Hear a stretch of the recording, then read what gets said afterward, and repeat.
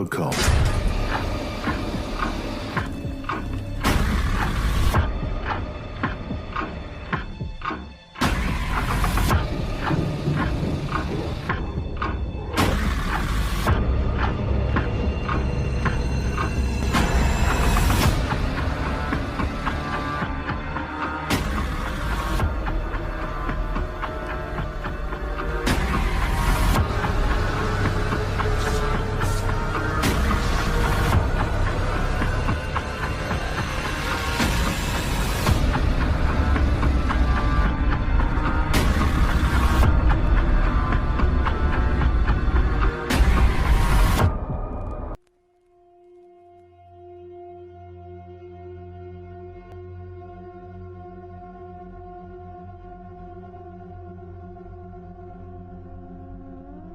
Ayo Ran, cepetan dong jalannya, goda Eki sambil tertawa.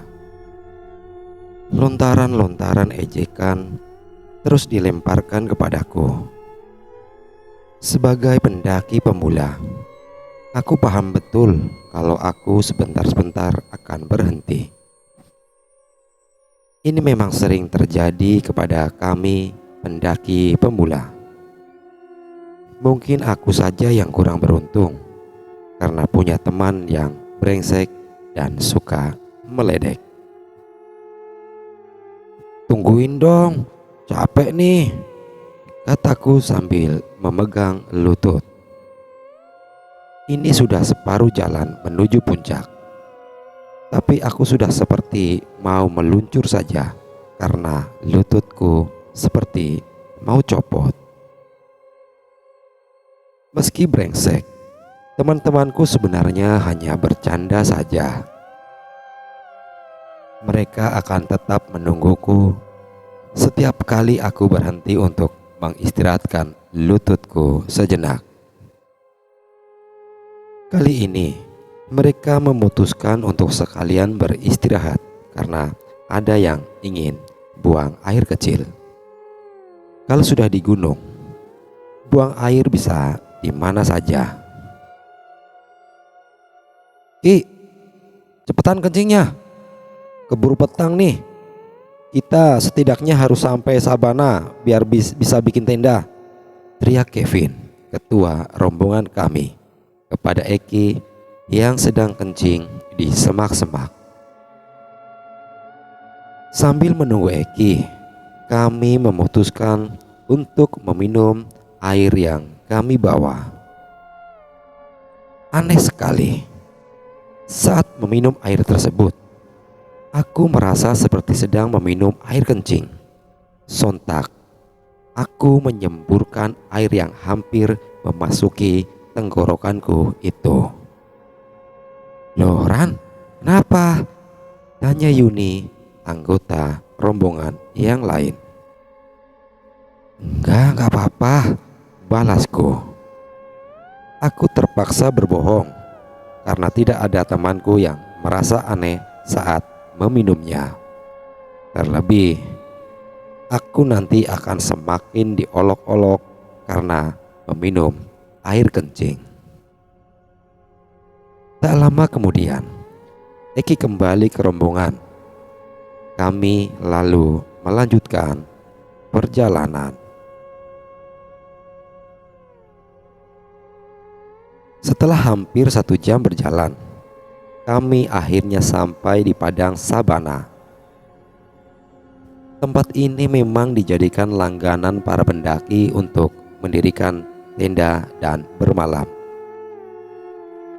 Hal ini dilakukan agar saat mendaki puncak yang biasanya dilakukan pagi sekali, para pendaki tidak akan membawa beban berat. Sesampainya di spot yang enak untuk mendirikan tenda, kami lalu membagi tugas. Ada yang menyiapkan tenda, ada yang mencari kayu bakar, dan menyiapkan api unggun. Karena aku tidak bisa mendirikan tenda, akhirnya aku dan Eki mendapat tugas untuk mencari kayu bakar.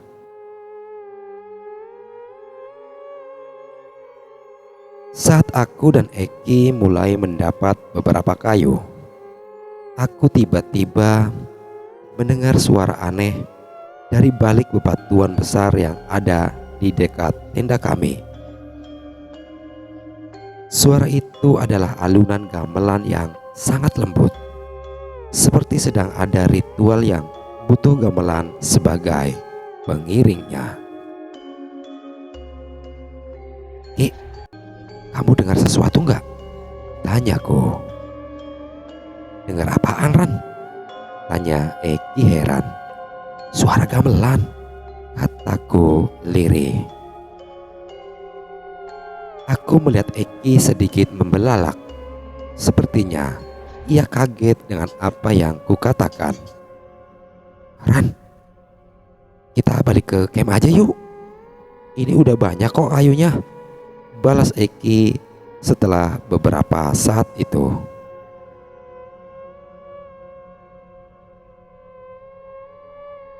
Sepertinya aku mulai merasa aneh.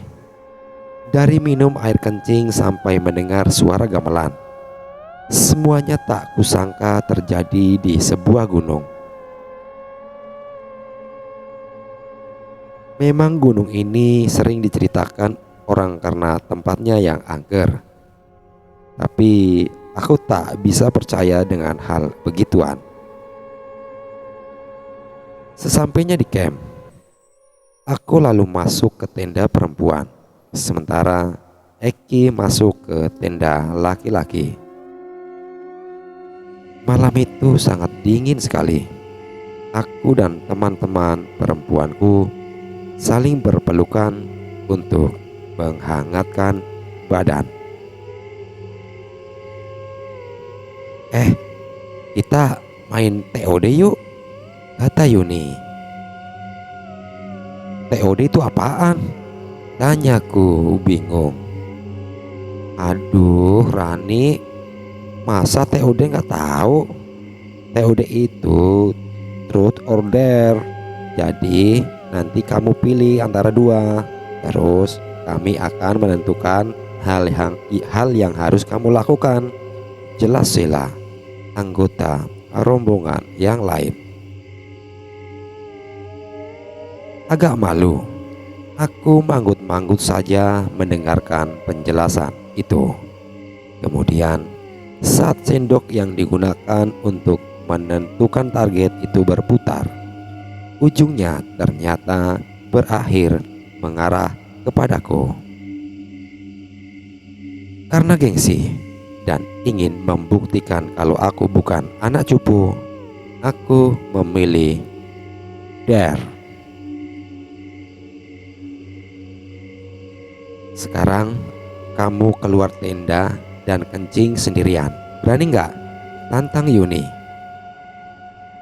"Berani dong," balasku cepat. Aku lalu bergegas keluar tenda dan mencari tempat untuk kencing. Namun saat itu juga aku mendengar lagi alunan gamelan yang kudengar ketika mencari kayu bakar bersama Eki. Karena penasaran, aku memutuskan untuk mencari sumber suara itu.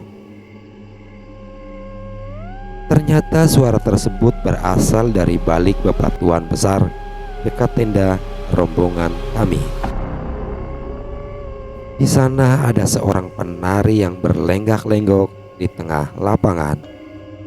Sementara di belakangnya ada sebuah rombongan pemain gamelan yang memainkan lagu untuk mengiringi penari tersebut. Tiba-tiba ada dua orang muncul dari belakang gamelan yang kemudian berjalan ke arahku.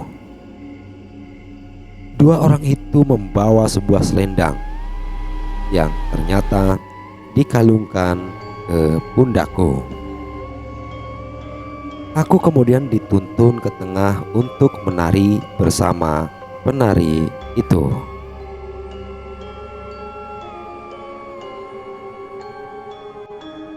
Tak kusangka Aku ternyata bisa menari layak seorang penari handal. Tubuhku terus bergoyang mengikuti alunan gamelan yang semakin menghanyutkan. Semakin lama, tubuhku menggerakkan gerakan tarian dengan cepat dan tak karuan. Aku tak bisa mengontrol tubuhku. Aku berusaha menghentikan semua gerakannya, tapi sia-sia. Tiba-tiba, kepalaku pening. Semua penglihatanku menjadi gelap, dan terakhir, aku hanya mendengar tubuhku membentur tanah yang sedari tadi aku pijak.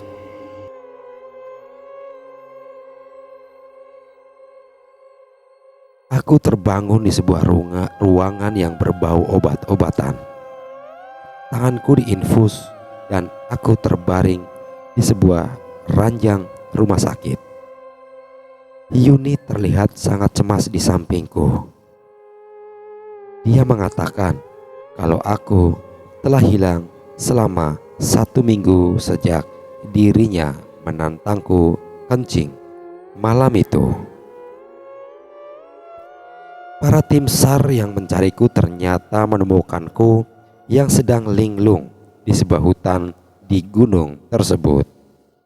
Setelahnya, aku langsung dibawa ke rumah sakit.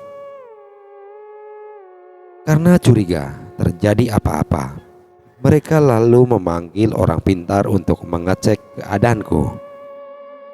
Katanya, aku telah lancang memasuki arena ritual pesugihan yang dilakukan seseorang.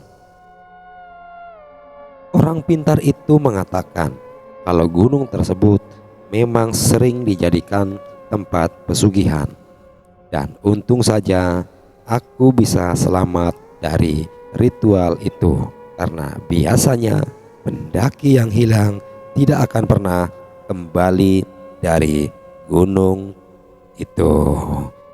Demikian cerita tersesat saat mendaki gunung pesugihan. Sekian dan terima kasih.